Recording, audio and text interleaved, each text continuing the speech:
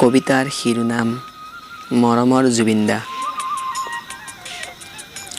জুবিন মানে নহয় কেৱল এটি নাম বা শব্দ।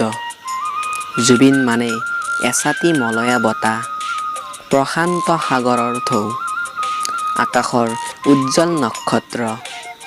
তেওঁৰ নামতেই যেন টোপা টোপে সৰে নিয়ৰ, তেওঁৰ কণ্ঠত যেন কল কলকৈ বৈ আহে নিজৰা।